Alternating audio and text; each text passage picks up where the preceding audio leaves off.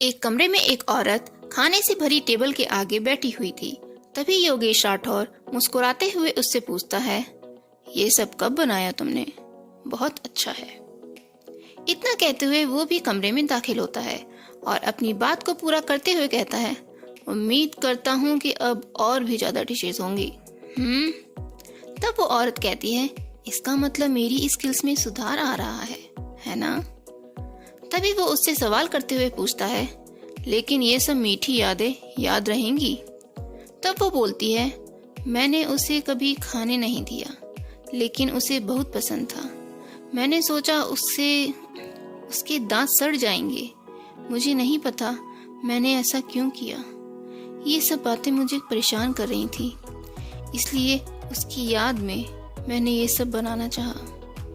उसकी बातें सुनते हुए योगेश सारी चीजों को देख रहा था कि अचानक उसकी नजर वहां रखी 5 लोगों वाली तस्वीर पर गई, जिसे देखते ही उसका मुस्कुराता हुआ चेहरा मायूसी में बदल गया। योगेश का ऐसा बदला हुआ चेहरा देख वो औरत उससे पूछती है, आप ठीक है ना? वो कुछ कह ही पाता, तभी वो बोल पड़ती है, मैंने सोचा विकास को भी यहाँ होना चाहिए। तब अपने गले को खराशते हुए योगेश कहता है, हाँ तुम सही कहा, और फूलों को थोड़ा एडजस्ट करते हुए कहता है, मुझे लगता है इसे यहाँ होना चाहिए। वो दीप्ति के पिता हैं। हाँ चिकन, वो खुशी से भरी आवाज में बोलती है, ये दीप्ति का मनपसंद खाना है। तभी योगेश उससे सख्त आवाज में पूछता है, विनय अभी तक नहीं आया? हर साल वो सुबह मदद करने के लिए आ जाता है दीप्ति की यादों में। तब वो बोलती है, मुझे पता है, क्या तुम उसे कॉल करोगे? और हाँ, उसे बता देना कि मैं उससे बहुत ज्यादा गुस्से में हूँ। दरअसल ये व्हीलचेयर वाली औरत कोई और नहीं, योगेश राठौर की बीवी दृष्टि कपाड़िया है। रिपोर्टर विनय राठौर योगेश राठौर का छोटा भाई है और उस 5 लोगों वाली तस्वीर में से एक शख्स जो बीच में खड़ी लड़की के बाईं ओर खड़ा था, वो योगेश राठौर था और वो लड़की दृष्टि कपाड़िया। विनय को कॉल करने के लिए कहने के बाद वो अपनी व्हीलचेयर घुमाते हुए चिकन लेने चली जाती है और योगेश विनय को कॉल लगाता है।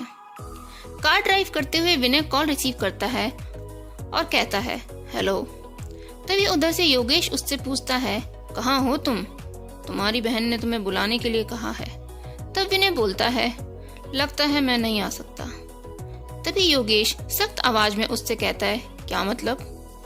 क्या तुम्हें ये नहीं पता कि ये सब दीप्ति की मेमोरीज हैं?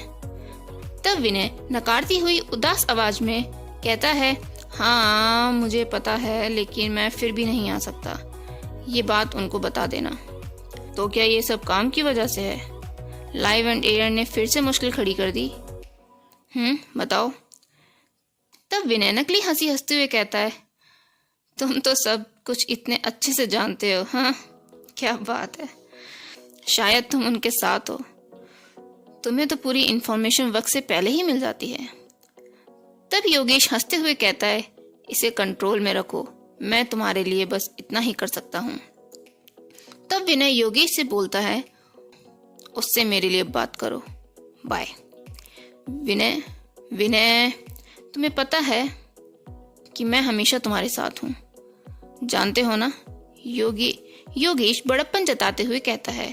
उसकी ये बात सुनकर विनय अपना मुंह भींचते हुए कान से ईयरफोन निकालकर गुस्से में कार की सीट पर जोर से पटकते हुए फेंक देता है और गुस्से में एक मुक्का गाड़ी की स्टीयरिंग पर भी जड़ देता है।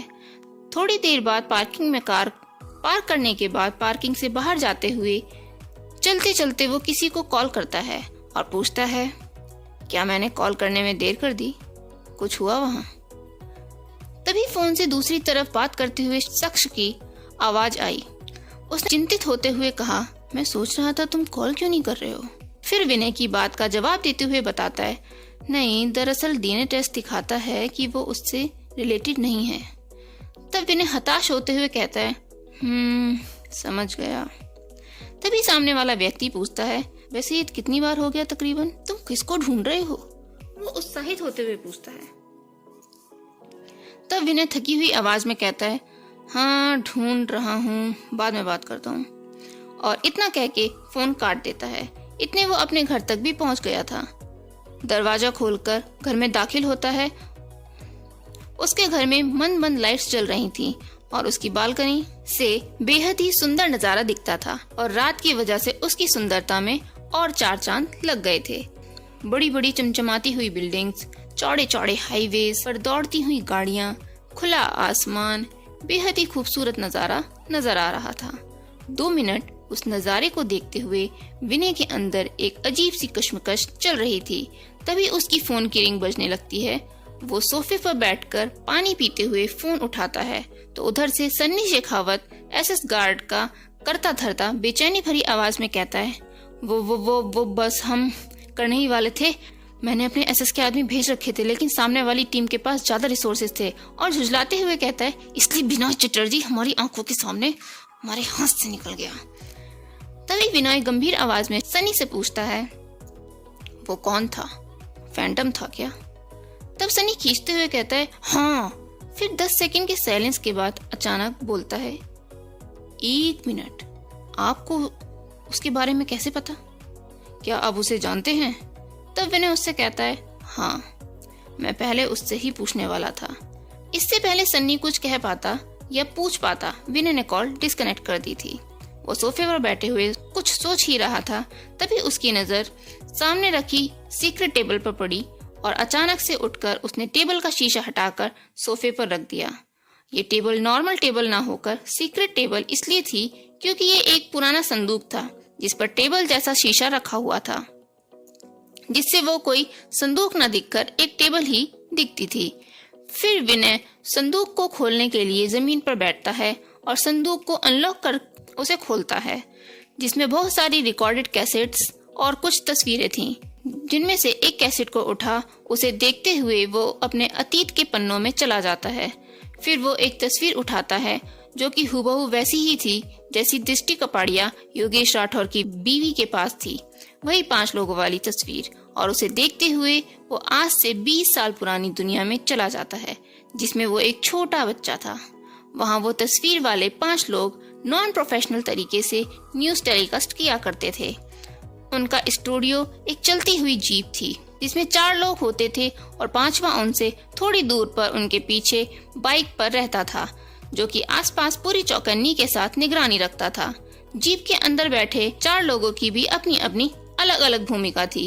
एक था ड्राइवर जो जीप चलाता था, विनय भी उसी के पास बराबर में बैठता था और बाकी के 3 में से 2 लोग, एक लड़का और एक लड़की, रेडियो के आरजे की तरह बात करते हुए सभी इम्पोर्टेंट मुद्दों को उठाते थे।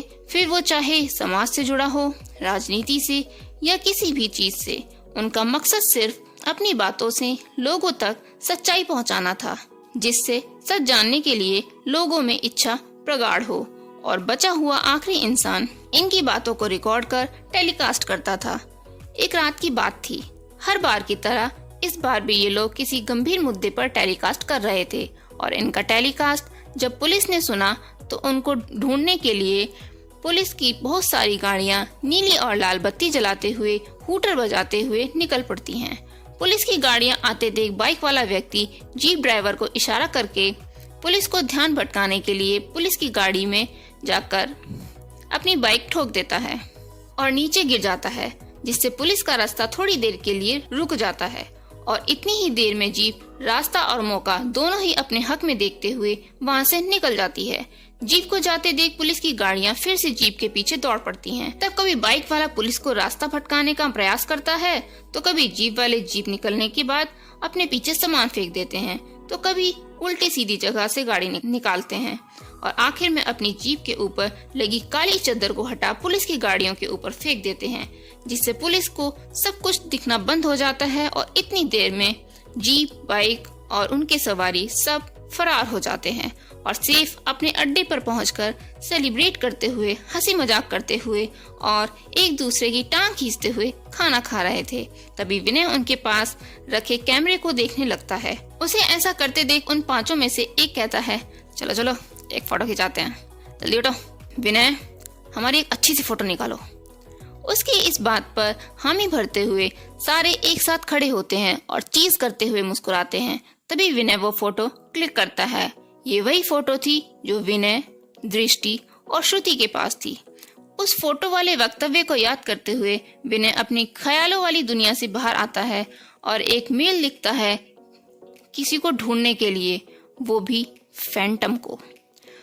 उधर दृष्टि कपाड़िया और योगेश राठौर केक पर लगी मोमबत्तियों को जलाते हुए दोनों तस्वीरों को देखते हुए भावुक होकर उस दिन को नम आंखों से मनाते हैं।